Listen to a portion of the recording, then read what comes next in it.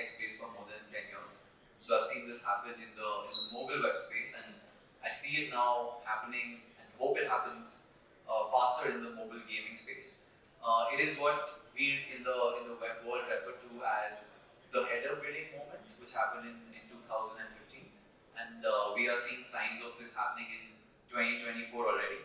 So today I would like to speak to you about this. Just a quick intro about me. So my name is Ashish. I have 6 years of experience with Google before this, working in AdMob, Ad Manager, basically the ad network, SSP side of the business, and also in Play Store partnerships, mainly in Asia Pacific. And for the last 2 years, I've been co-founder at AGGARWAL. AGGARWAL is an SSP, mainly for mobile games. We work with 1,100 different hyper-casual mobile games, most of them published from Europe, Korea, USA, and India. So you may be asking, what is header bidding and what is the header bidding moment? So just would like to take 2 minutes to explain what is header bidding. So header bidding, very simply, I think the best way that I would explain it is it's a technology and a technique. All right. So let me check if I have tech support. No. Yeah. Sorry, we're back. Yeah. So header bidding is simply a technique that lets publishers, whether it's on the mobile web or mobile app or mobile game, offer their inventory to multiple unbiased SSPs, right? And the two keywords here are multiple and unbiased, and I'll speak about that in the next slide. But what is the moment? What happened in 2015, which I'm referring to as the header bidding moment? So if you look at 2015, the largest SSP, which I'll just keep anonymous and call it Goliath going forward, on the web, owned 70% of all ad revenue that trafficked through the mobile web and the desktop web. In 2020, that number went to 40%. Now you might think that impacted everyone's revenue negatively, but it was actually the opposite. The individual publisher, the person who was making blogs and so on, actually saw his or her revenue grow by 25%, while the SSP share fell from 70 to 40%. So the key question is, what changed? So just to simplify, the left side is the pre-heading world of the ecosystem, and the post-heading world is on the right side. So 2 or 3 key changes happened. The largest SSP in the header bidding world, pre-header bidding world, had something which is known as the last look privilege, which means that if your inventory is going to them, they are the final judge, the final jury deciding what price and whether they should win it or someone else should win it. This has changed in the post-header bidding world. Secondly, there was a massive flexibility for the largest SSP in the pre-header bidding world to pay just above the inventory value. So if you have a user who is worth $20 CPM, but the SSP decides, the advertiser wants to pay $30, the SSP actually can decide whether to pay $21, $22, or $29. And it depends on the SSP's profit and loss statement at that point of time, what they want to pay you, right? So most of the time we were seeing SSPs paying very little above the actual user value, and very little margin was going to publishers. Thirdly, because of the above 2 reasons and because of the dominance of the largest SSP, publishers are completely dependent on this one stream of revenue. This is what a typical web publisher in 2015, sorry, it's just going to load. Yeah, this is what a typical web publisher setup looked like in 2015, and this is a really important slide. So in the pre-header bidding world, the important thing is that the SSP and the server, and think of the server here as the decision-making platform of which ad gets served, were owned by the same company. And the server was free, right? So the company only made money when the SSP actually won the ad request. Now let's look at what happened in the post-header bidding world. 2 or 3 things happened. Third-party companies said, hey guys, this is not the right way to do things. How can we disrupt this? So they got together, like the small and mid-sized guys got together, multiple SSPs and multiple DSPs said, we got to change this. And they created an alternate option for publishers to monetize. How did they do this? So they created their own third-party servers, right? Which is commonly now known as the pre-bid server, which is an open source server. This came around 2014, which had a lot of DSP and SSP partners as part of the part of this initiative. So now the publisher was not dependent only on one decision-making platform. They actually had a bunch of other third-party mediation platforms or server platforms who said, hang on, I will come and give you this option.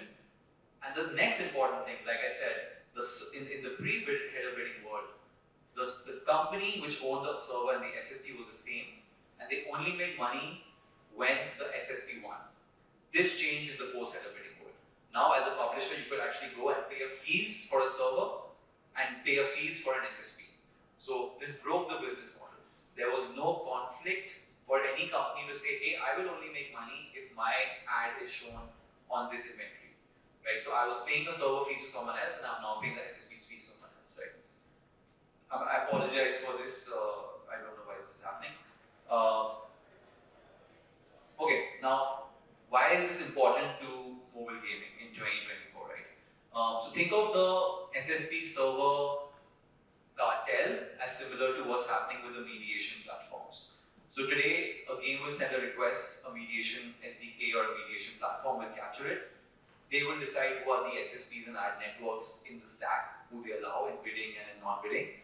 And they will finally decide after seeing all the auction, which ad to serve, right? Again, in the business model, what's important is, unfortunately, the mediation SDK also does not charge a fee to publishers for use of the platform. So the mediation SDK, just like the server in the web world, is only making money when their SSP or their ad network actually wins the ad request. Why is this bad for publishers, right?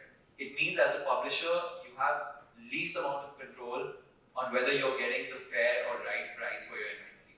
You are completely dependent on this decision-making system, which is only making money when its ad network wins, to give you the most amount of money, right? And why do I say 2024 or this year marks the beginning of mobile gaming movement? So what we saw last year, as everyone knows, is bidding became the norm with Google and AdSense and a couple of others saying, hey, we will now be only moving towards RTB. What this means is that the publisher has even less control to price their inventory in the manner they want. They have even less control to decide whose ad should be shown, which SSP should decide which ad request should they serve. I think why I would say that right now I feel very strongly that this is the beginning is that every movement, just like the header bidding movement in web, had publishers asking uncomfortable questions from the partners they work with. And we're seeing the same happening with mobile gaming publishers, especially the larger guys, asking a couple of questions which I'll call out. So we see this all the time. Number one, is my mediation platform allowing all SSPs out there in the market into the ad monetization setup? So there are like 3,000 SSPs in the world. Does your mediation platform allow all of them?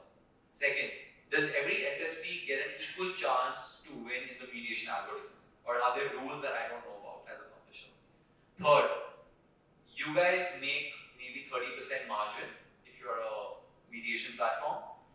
Are you making more or less at times depending on what is best for you? Sorry, but technological glitch is really... Yeah.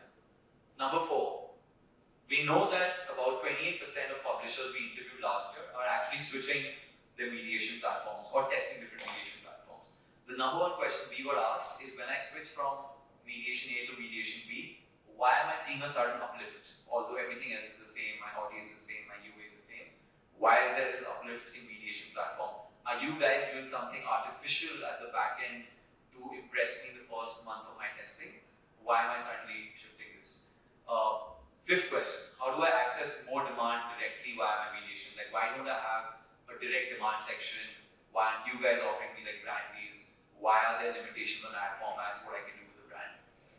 And number six, which I think is a really important question that the big guys have already solved for, is, should I have my own ad server? Should I have my own decision system, which after all this data lets me decide what ad I should serve at what price I should serve?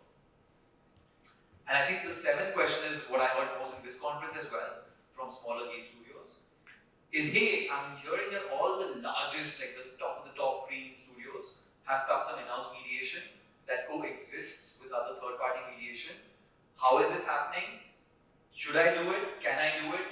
Will my account manager with my mediation platform, have a problem with this, right? So I think these 7 questions are very similar to the kind of questions I saw when I was in web in 2015, where people were challenging the largest players in the market and saying, are you guys doing right by us? Are you guys doing fair by us in terms of the pricing that you're offering us?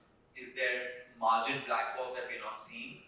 And most importantly, are there DSPs or demand side platforms that you are not letting into your ecosystem because it takes time or because it's not the right thing for your company, but it might be the right thing for my game, right?